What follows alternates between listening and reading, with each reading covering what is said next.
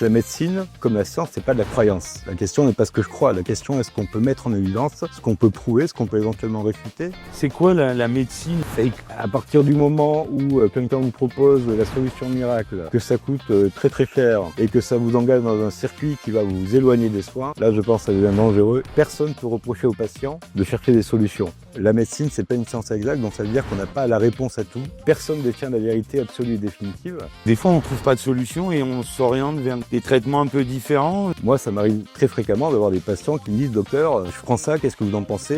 Et écoutez, moi, ça me dérange pas à 3 conditions. 1, que ça retarde pas votre prise en charge. 2, que ce soit pas quelque chose qui soit potentiellement dangereux, donc le bénéfice-risque. 3, que financièrement, ce soit pas quelque chose qui vous engage sur un truc délirant. Dans la mesure où je peux pas vous donner une réponse complète, vous pouvez aller vers ça. Il faut leur dire, bah écoutez, oui, c'est imparfait, mais cet imparfait-là est probablement beaucoup plus sûr et meilleur pour vous qu'une solution parfaite qui en fait n'existe pas et qu'on vous propose à prix d'or. C'est parce qu'ils se sentent un peu seuls. Les gens sont parfois complètement désespérés. La médecine n'est pas fondée sur la coercition, elle est fondée sur l'explication. Et donc, il faut simplement avoir ce qu'on appelle la relation patient-soignant, qui est de facto une relation de dialogue, de confiance et de respect. On a un rôle comme médecin aussi de les prévenir des dérives auxquelles ils vont peut-être succomber parce qu'ils ont besoin de solutions.